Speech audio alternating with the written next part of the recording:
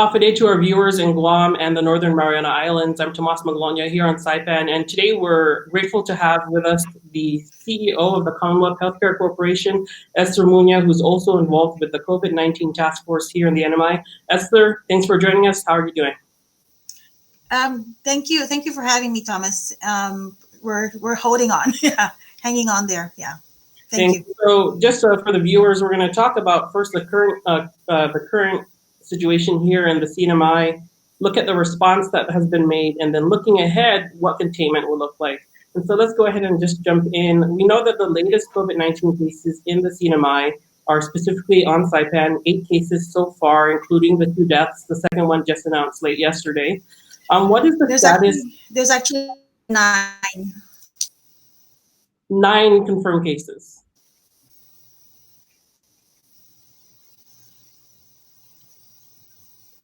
I'm sorry, Esther, there's a bit of a lag. Do you mind showing out to us the current cases and laying that out for the viewers who might just be tuning in?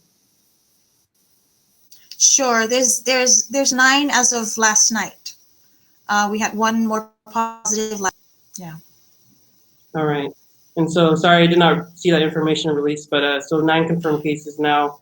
And so can you share with us what the containment efforts look like right now, and what are the contact tracing looking like, and also the number of PUIs we might have, the persons under investigation?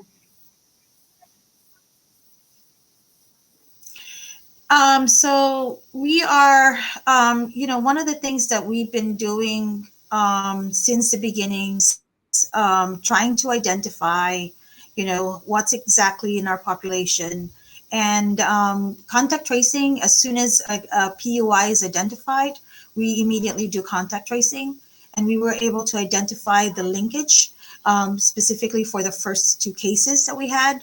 And, so we have, people are coming in, we are testing, with the symptoms, if they have the symptoms.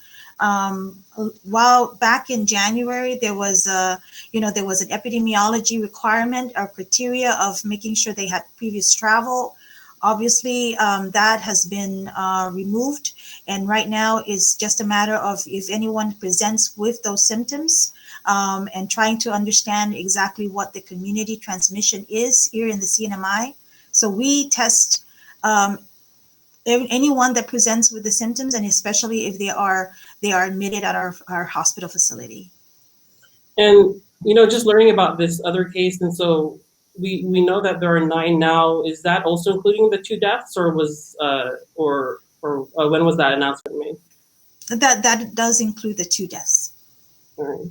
And so, are you able to explain to viewers who might be wondering what the extent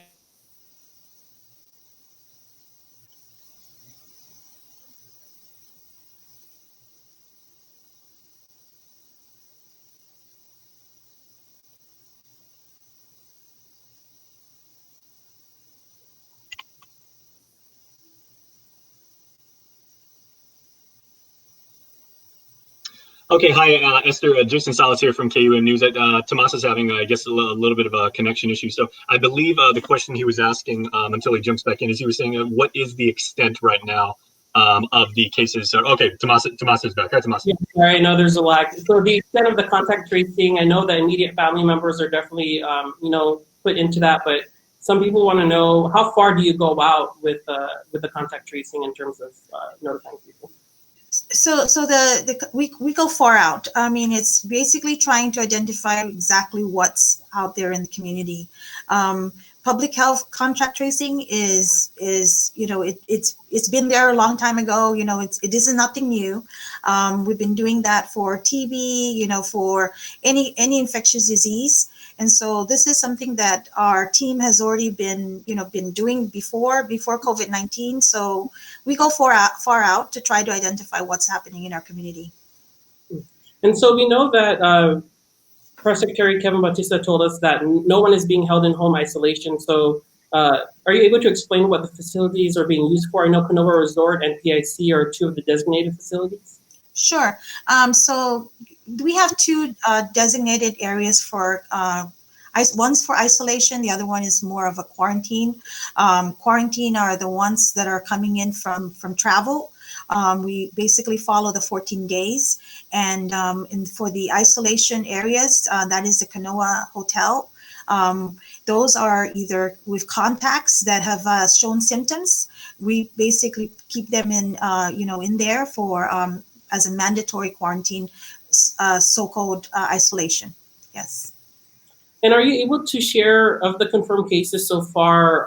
What are the conditions, and are they at the hotel or any at utilizing the hospital? So we have, what I can share with you is that on both facilities, which is the Kanoa Hotel as well as CHCC Hospital, we have medical team that are really monitoring their care, treating them, providing the treatment as needed. And so far with the isolation, there's you see improvements, and at the end of, but I have to be cautiously, we have to be cautiously optimistic, but we have to be more on the cautious side to make sure that they're going to be recovering from this virus. And Esther, we know that Public Health Director Linda DeNorsi on Guam also told us that Guam is able to run about 5 tests a day. That's in addition to whatever might be sent off island. Can you explain the protocol as to when the specimens are collected? Where does it go, and what does the timeline look like? What are the numbers for us? So, Guam Public Health Lab is designated for the US APIs as a location for testing. This is something that the Pacific Island Health Officers Association has been lobbying for, to make sure that there's actually a lab that addresses this specifically on infectious diseases and such as dengue. You have measles, all kinds of testing that can be done at Guam Public Health Lab. The protocol is, it had been evolving. I can say that it had been evolving. The latest one, because of the new access to private labs, which is like the DLS here in the Pacific, that has given some consideration for the Guam Public Health Lab to focus on a higher priority, such as those that are admitted and healthcare workers with symptoms that have been exposed. Those are our top priority for Guam Public Health Lab to conduct testings for. The 5 that have been identified for the CNMI is also available to all the US APIs, right? Obviously, Guam has bigger numbers right now. We are looking at trying to do some more testing here in the CNMI. We have several equipments that we have here on the island. However, because of the demand for the supplies, the swabs, the VTMs, those things are something that it's a manufacturing issue. It's also a demand. While we have the equipment to get these, so closely working with FEMA and HHS and Department of Defense to try to get these supplies to us so that we don't have to rely on the Guam Public Health Lab. But this time, the protocol right now is that if there are priority, if they meet the priority, Guam Public Health Lab will conduct the tests, limited to 5 for the CNMI. And then if there's something that, for example, for us in the CNMI, we are trying to focus also on what's exactly in our population, right? So we want to go beyond just hospitalization, but those that may have contacts. For example, as you mentioned, contact tracing is very significant to understand our transmission in our community. So we've identified those individuals that should be tested. However, because of the lesser priority, is considered a lesser priority, it is actually being sent to diagnostic laboratory services in Hawaii. So is the timeline that we're hearing about being able to conduct the tests later this month or early May, is that correct? Would you say that's a fair timeline to expect? So there's also limited supplies. Yes, there's certain testings. We have the BioFire equipment here on the island. We have the ABI 7500, which Guam is using right now. We have that equipment. We also have the Gene Expert equipment. And we are expecting the Abbott, the rapid testing that was given an emergency use authorization recently. That equipment is coming this way as well. The supplies are coming with that equipment, and it will not require more. Let me just go say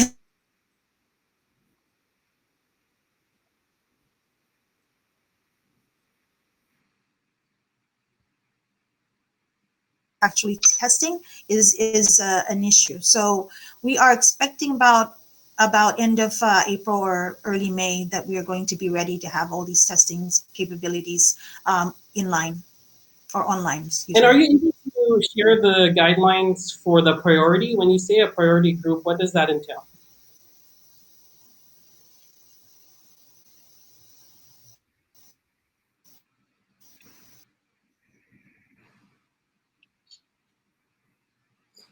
I think we have some technical difficulties. Is Esther still on the call?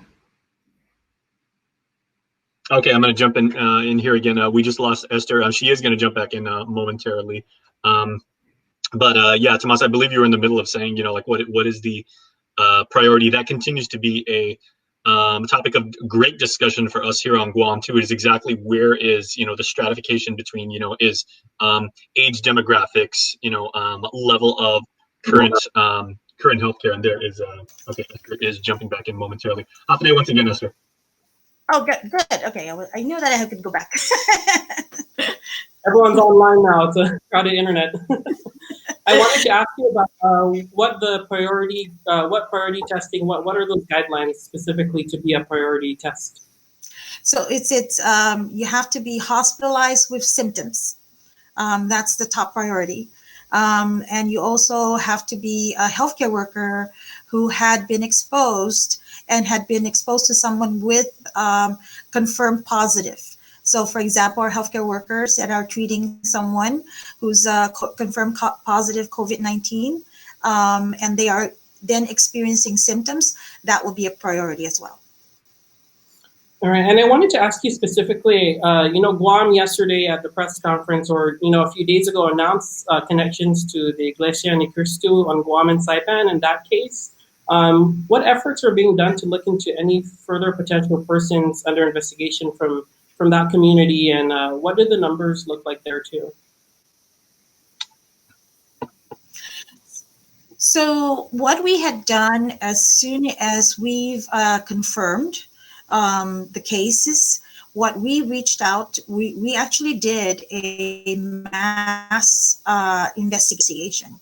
We had almost 400, actually almost 500 people that came forward and said that I want to be included in the contact investigation. So I want to emphasize, the hero. I would say that in some ways there are heroes, moving forward and saying, I want to know, I want to give you the information rather than us going, village to village. They actually did comply and came forward and said, yes, let me answer the questions that you want to ask me.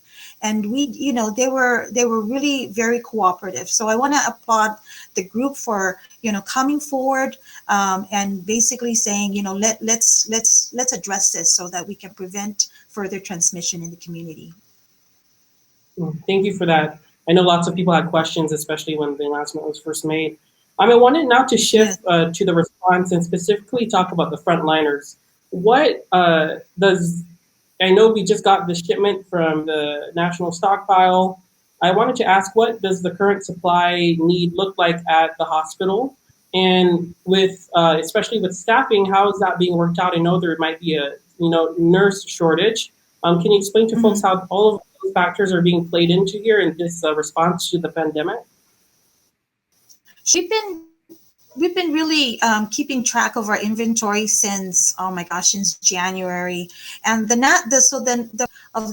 national stockpile was actually, that was a quarter of the supplies that was supposed to be coming our way. So we're expecting in the second quarter of that supplies. We are keeping track of it. We have enough right now, so no one is deprived of their PPEs. However, we are also mindful that, we're looking at a projection of, either basically early May or later in June to see whether, when cases can be bigger than what we have now. That's just, and I'm saying that not because of our record, but that's been identified, basically all over the world, that after first transmission, you are able to see that there's an additional numbers, that cases that come forward within a month or two, right?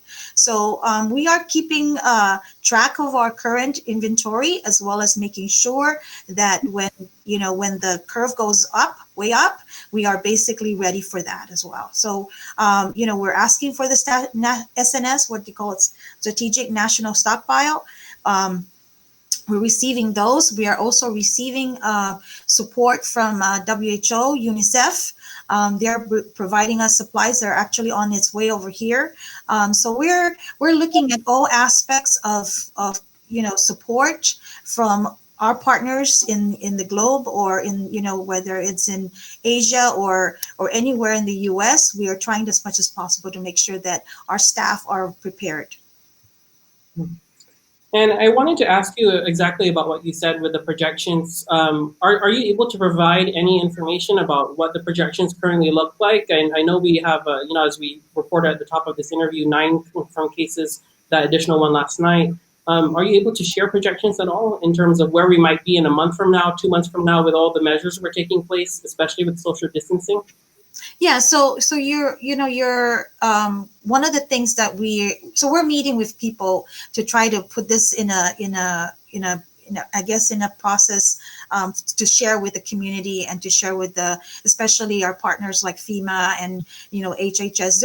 They're really supporting us to try to come up with the appropriate projection, and as at least the most accurate one. And one of the things that I gotta say is that a lot of the social distancing, the directives from the executive order, from the curfew, from the closure of the schools, those are things that can really impact, right, how our community, on exactly how fast this is, or how widespread this transmission is. And there's certain things that are very unique for the CNMI.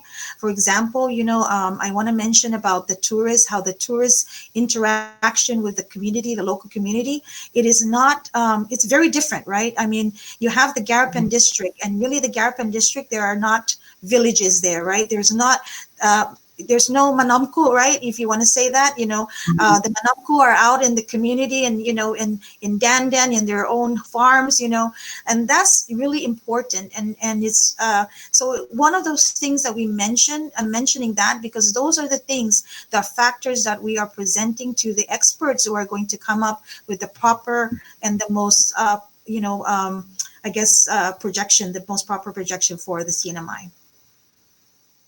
And are you able to share, we spoke with the mayor of Tinian last week, what the efforts look like for Rhoda and Tinian, if, in terms of preparedness now for the islands? So we are sharing the same thing that we are doing here in the CNMI. I'll tell you, one of the things that we did since January is the health declaration. We did that for all travelers coming in from any traveler coming into the CNMI. We also immediately implemented our text illness monitoring system.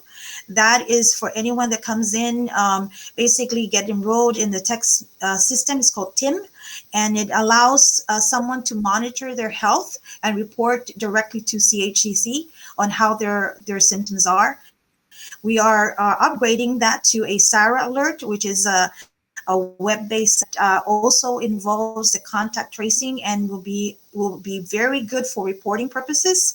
And so we are implementing that. We have been doing a lot of pre-screening outside the hospital. I believe around early March, we started doing that by putting screeners out in the front, working with the task force, with law enforcement, and making sure that not only do we protect our healthcare workers, but again, going back to public health, it's about identifying really what is in your population. And that's one of the things that we've been wanting to do. I mean, we were the first actually in the Pacific region that did the first test, collected the first specimen and sent over to Atlanta. And that time it was still in Atlanta. So we were, you know, we've been wanting to do this. We wanted to know really what's in our community. Because that in itself is very important for us to be able to prepare ourselves, but also to ensure that you know, the impact is very minimal, and to be able to quickly identify. I mean, obviously we want to test everyone. I think that's the best thing that can happen to the CNMI, is to test everyone, understand your community, and to slowly, you know, bring people back to normalcy. It may be a while, but at least you can slowly do that by having, you know, understanding what's the transmission in the community. Thank you so much, Esther. I know it's a busy time for you there, also on the front lines of the hospital. Is there anything else you'd like to say to the community in terms of what, you know, the next few months are going to look like, and maybe reassurance about you know, protocols that are happening here on Saipan, Rota, and Tinian? Sure. You know, there's a lot of collaboration. I got to say that the task force is really doing their very best to try to work with us, specifically CHCC. You know, the support that we get from the governor, the support we get from the partners, federal partners and local partners. You know, it is very you know, we're working really hard to try as much as possible, you know, to bring the testing kits here, to be able, again, that's really essential to understand your community, and making sure that you prevent further spread, or at least even minimize the impact, right? So we are really, that's one of our top priorities. You know, let me just say that I know the numbers look small. Please don't take that as if it's, you know, it's not here in the community. It is here in the community, and we want to try to minimize, again, the impact in making sure that we diagnose the individuals that are you know, positive, confirmed positive, and basically, you know, continue to practice social distancing. It's going to be a while, you know, until the vaccines are ready and, you know, treatment is available. We need to be very careful and really continue to practice social distancing. You know, wash your hands. Don't touch your nose, your eyes, your mouth with before you do that. And I'm glad to see, you know, people wearing masks now. You know, I'm glad that you're not using our PPEs. You know, it's those homemade ones. That's perfectly fine. And you know, we can overcome this. We just you know, ask everyone's understanding and patience. There's some changes in the hospital and how we operate, you know, from birthing and to funerals. Those are things that are, you know, outside our culture, but, you know, we're following the guidance from, you know, World Health Organization. And all I'm asking is, please, you know,